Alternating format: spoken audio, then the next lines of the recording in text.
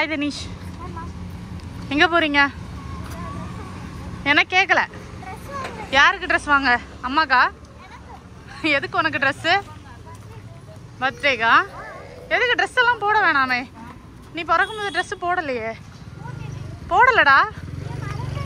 இல்லைடா, நீ பிறக்கும்போது ட்ரெஸ்ஸு போடல. கிங்கினி மங்கினியாக தான் பிறந்த. தனேஷுக்கு வந்துட்டு பர்த்டே. ஸோ அவனுக்கு வந்து ட்ரெஸ் வாங்கி தரலாம் அப்படின்னு சொல்லிட்டு மாலா ஃபேஷியா தான் வந்து கூப்பிட்டு வந்தேன். என்ன தண்ணியை பாத்திரக்கூடாது. என்ன ஒரு ஆனந்தம் அந்த கரடிக்கு. அழுகு தண்ணிடா, கை வச்சிடாத.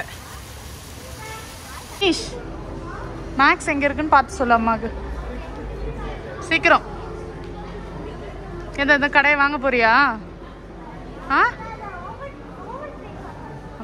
சீக்கிரமா பார்த்து சொல்ல அம்மாவுக்கு, டைம் ஆச்சு.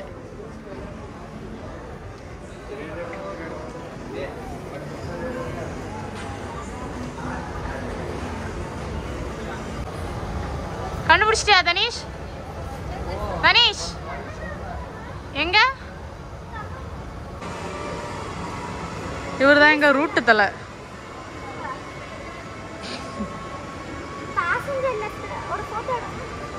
ஏன் போட்டோ எடுத்தா தான் ஞாபகம் இருக்குமா? அப்படியா? சரி, அப்போ வா, வீட்டுக்கு போயிடலாம். ட்ரெஸ் வாங்க வேணாம். டைசனுக்கு வந்து ஷோரூமே வந்திருக்கு. இருங்க, அவன் இப்போ டைசன் வாங்கிட்டு வந்துடுவான். வெயிட் பண்ணுங்கண்ணா. டை பாடா, இங்க பார்க்க ரொம்ப க்யூட்டாக இருக்கு. சரி வா, போயிடலாம். டைம் ஆச்சு. டே நிறைய வேலை இருக்குடா. டே ஃபைனலி மேக்ஸ் கண்டுபிடிச்சிட்டோம்.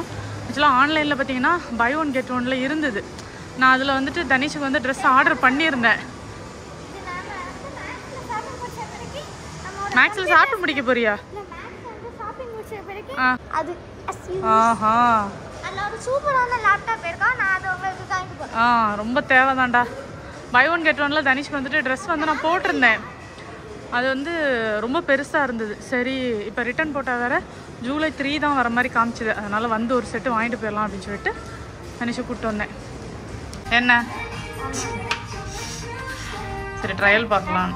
தனிஷுக்கு ட்ரெஸ் வந்துட்டு வாங்கியாச்சு. பிளாக் வித் ஒயிட்டில் வந்து வாங்கியிருக்கேன். வா போகலாம், டைம் ஆச்சு. அது கேர்ள்ஸோடதுடா. Hi hi. ஆமாம், சரி வா, டைம் ஆச்சு. டேய் இன்னும் நிறைய இடத்துக்கு போகணும், வா. ஓகே போதும் தனிஷ், இப்படிலாம் நான் இப்போ கிளம்பிடுவேன் சொல்லிட்டேன். அப்படியா? சரி போதும், வந்துரு. ஆமாம், சாக்லேட்ஸ் வாங்கிட்டு போகலாம்.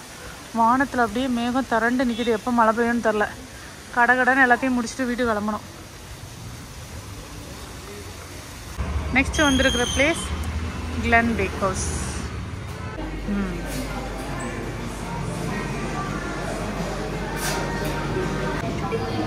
இதுதான் இவங்களோட signature cake, red velvet cake. செம்மையாக இருக்கும் இது வந்துட்டு சாப்பிட்றதுக்கு. ஒரு பீஸ் பார்த்தீங்கன்னா 24 rupees. ஆல்சோ ரெயின்போ கேக்கும் பிடிக்குமா?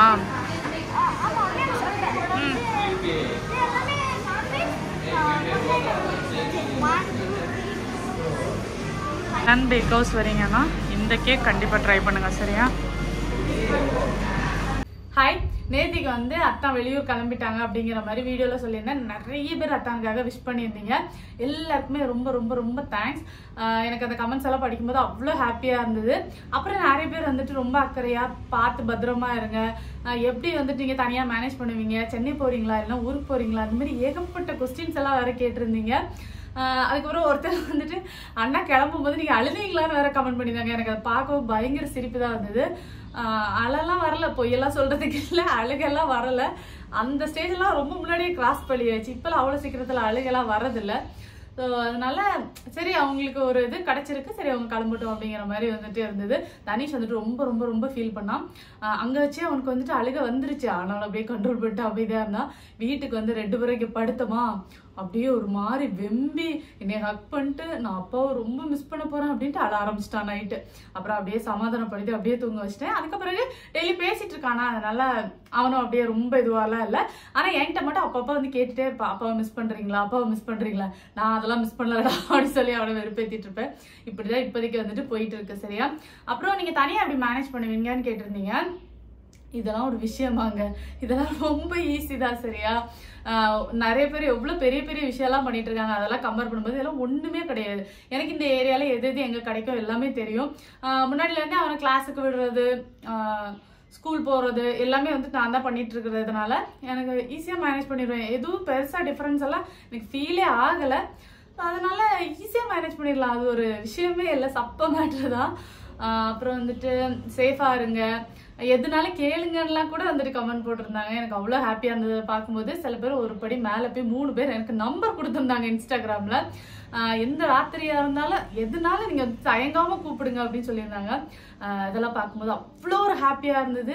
என்னை வந்துட்டு நேரில் கூட யாரும் பார்த்துருக்க மாட்டாங்க, சும்மா வீடியோவில் அப்பப்போ உட்காந்து இதே உளறிக்கிட்டு இருப்பேன். என்னை பார்த்து எம்எல்ஏ இவ்வளோ பாசம் வச்சு இதெல்லாம் பண்ணும்போது எனக்கு வந்துட்டு எனக்கு ஒரு மாதிரி அது எப்படி சொல்றதுனே தெரில, பயங்கர ஹாப்பியாக இருந்தது. அத்தா கிட்ட சொல்லிட்டு இருந்தேன் இந்த மாதிரிலாம் வந்துட்டு போட்டிருக்காங்க அப்படின்னு சொல்லிட்டு. அப்புறம் அத்தா கிட்ட கேட்டேன், ஏன்னா இந்த மாதிரி அத்தா வெளில போயிட்டாங்கன்னு சொல்லும்போது எல்லாருமே என்கிட்ட கேட்ட கொஸ்டின் என்ன, நீ எப்படி தனியா மேனேஜ் பண்ணுவ அப்படின்ட்டு. ஏன்னா எனக்கு அந்த மாதிரி ஒரு ஃபீலே இல்லை. எல்லாரும் என்கிட்ட கேட்கும்போது நான் என்ன அமேசான் கார்ட்லயா இருக்கேன், வீட்டுல தான் இருக்கேன், ஏன் எல்லாரும் என்கிட்ட எப்படி கேட்கறாங்க அப்படிங்கிற மாதிரி தான் இருந்தது. ஸோ அத்தா கிட்ட நான் கேட்டேன், ஆமா உங்களுக்கு பயமா இல்லையா அப்படின்னு கேட்டேன். அதெல்லாம் எனக்கு அந்த மாதிரிலாம் ஃபீலே ஆனதில்ல, அதெல்லாம் நீ மேனேஜ் பண்ணிடுவேன் எனக்கு தெரியும் அப்படிங்கிற மாதிரி அத்தா சொன்னாங்க. எனக்கு இப்போ வந்துட்டு மேனேஜ் பண்ண முடியாத ஒரே ஆளு எங்க அம்மா மட்டும் தான்.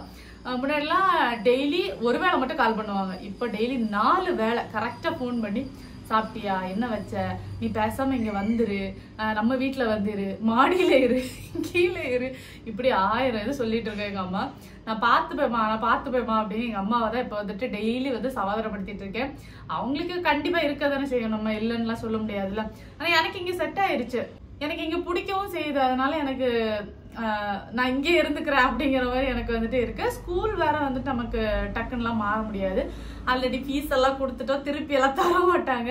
எனக்கு இங்கே ரொம்ப பிடிச்சிருக்கு, அதனால நான் இங்கே இருந்துக்கிறேன் அப்படிங்கிற மாதிரி சொல்லிட்டேன். அப்புறம் வேற என்ன, வேற ஒன்றும் இல்லை. தனிஷோட பர்த்டே இன்னைக்கு நிறைய பேர் விஷ் பண்ணியிருந்தீங்க, எல்லாருக்குமே ரொம்ப ரொம்ப ரொம்ப தேங்க்ஸ். சரியா, முடிஞ்ச வரைக்கும் எல்லாருக்கும் ரிப்ளை பண்ணிட்டேன். சப்போஸ் மிஸ் பண்ணியிருந்தேன்னா ரொம்ப சாரி. எல்லாருக்குமே ரொம்ப தேங்க்ஸ். அவ்வளோ அன்பா வந்துட்டு தனிஷ்க்கு வந்து விஷ் பண்ணியிருந்தீங்க. எனக்கு அந்த கமெண்ட்ஸ் எல்லாம் பார்க்கும்போது அவ்வளோ ஹாப்பியாக இருந்தது. சரியா, அப்புறம் பர்த்டேக்கு பார்த்தீங்கன்னா நான் பெருசாக எதுவும் பண்ணல. நேற்றுக்கு வந்துட்டு இங்கே பக்கத்தில் வந்து நானும் தனிஷும் ஒரு குட்டி ஷாப்பிங் போய் தனிஷுக்கு வந்துட்டு பர்த்டே ட்ரெஸ்ஸு, அப்புறமா கேக்கு, சாக்லேட்ஸ் இதெல்லாம் வாங்கிட்டு வந்தோம். தனிஷும் நானும் பார்த்தீங்கன்னா இப்போதான் இந்த மாதிரி ஷாப்பிங் எல்லாம் தனியாக போகிறோம். இதுக்கு முன்னாடி ஷாப்பிங் அப்படின்னா அத்தா, நான், தனிஷ் 3 பேர் தான் போவோமா. இது வந்துட்டு எங்கள் 2 பேருக்குமே புதுசாக இருந்தது, ரொம்ப ஜாலியாகவும் இருந்தது. பக்கத்தில் தான் அப்படிங்கிறதுனால 2 வீலர்லேயே போய் எல்லாமே வாங்கிட்டு வந்துட்டேன். அப்புறம் பர்த்டேக்கு யாருக்கிட்டையுமே சொல்லலை, எனக்கு இங்கே யாருமே தெரியாது, அக்கம் பக்கத்தில் உள்ளவங்க முகத்தை கூட நான் பார்த்தது கிடையாது. யாரையும் பர்த்டேக்கு எங்கள் வீட்டுக்கு வாங்கன்னு இன்வைட் பண்ணுற அளவுக்கு ஒருத்தரையுமே இங்கே எனக்கு தெரியாது. ஒரே ஒரு ரிலேட்டிவ் மட்டும் தான் இங்கே இருக்காங்க. சரி கூப்பிடலாமான்னு யோசிச்சேன், அப்புறமா தான் நினச்சேன் இன்னைக்கு வந்துட்டு ஸ்கூல் இருக்கும், ஆஃபீஸ் இருக்கும், அவங்க கண்டிப்பாக பிஸியாக இருப்பாங்க, அதனால அவங்கள தொந்தரவு பண்ண வேணாம், நம்ம 2 பேருமே கேக்கு வெட்டி சாப்பிட்றலாமோனே அப்படின்னு சொல்லிட்டு கேக்கு வெட்டி 2 பேருமே சாப்பிட்டு முடிச்சாச்சு. காலையில் அவனுக்கு பிடிச்சதெல்லாம் சமைச்சு கொடுத்தேன். அப்புறம் அவன் வந்து ரொம்ப எக்ஸைட்மெண்ட்ல இருந்தது பர்த்டேக்கு. அவங்க ஸ்கூல்ல வந்துட்டு அசம்பிளில எல்லாம் பர்த்டே செலிப்ரேட் பண்ணுவாங்களாமா, அப்புறம் கிளாஸ்ல செலிப்ரேட் பண்ணுவாங்களாமா, அப்புறம் வந்து அவன் ஃப்ரெண்ட்ஸுக்கெல்லாம் நிறைய சாக்லேட்லாம் கொடுக்கலாமா, நிறைய ஸ்டோரி, அப்புறம் அவனுக்கு கிரீட்டிங் எல்லாம் வேற கொடுத்துருக்காங்க. அதனால அவர் ரொம்ப எக்ஸைட்மெண்ட்ல இருந்தாரு. காலையில இருந்தே ஒரே சிரிச்ச முகமா இருக்கான். எனக்கே பயங்கர ஷாக், ஏன்னா என் மோன் அப்படி வந்து நம்மளால பார்க்கவே முடியாது. மேக்சிமம் அவன் வந்து கொஞ்சம் உருன்னு தான் இருப்பான், அது வந்து பரம்பரை மூஞ்சி. அது மேக்சிமம் வந்துட்டு ஒரு கோவமாகவும் ஒரு சீரியஸ் ஃபேஸோடயே தான் இருப்பான், எப்பயாவது தான் வந்துட்டு சிரிப்பா. ஸோ இன்னைக்கு காலையிலேருந்து அவர் கொஞ்சம் சிரிச்ச முகமாகவே இருக்காரு. இன்னைக்கு எனக்கு அது பண்ணாங்கம்மா இது பண்ணாங்கம்மா ரொம்ப ஹாப்பியாக சொன்னா, அதுவே ரொம்ப ஹாப்பியாக இருந்தது.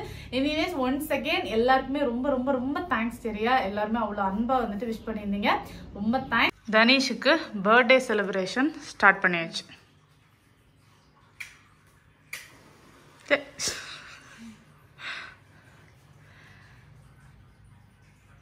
ஹாப்பி பர்த்டே தனேஷ் குட்டி அப்படின்னு எழுதி வாங்கிட்டு வந்தோம். Happy birthday to you, happy birthday to you, எங்க செல்ல குட்டிக்கு ஹாப்பி பர்த்டே டு யூ.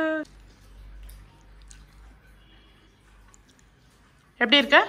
சூப்பரா? அம்மா கேளு, என்ன கேட்ட? சீச்சி, நான் ஏன் மிஸ் பண்ண போறேன்? நான் ஜாலியா இருப்பேன். அவன் என்கிட்ட வந்து அடிக்கடி கேட்பான், அம்மா நீங்க அப்பாவை மிஸ் பண்றீங்களான்னு. சீச்சி, நான் ஜாலியா இருக்கேன் அப்படி சொல்லுவேன். டென்ஷன் ஆயிடுவான். சரி சும்மா சொன்னேன் தங்கமே, பிள்ளைய மிஸ் பண்ணாம இருப்பேனா? ஆமாடி சொல்லும். ஐயோ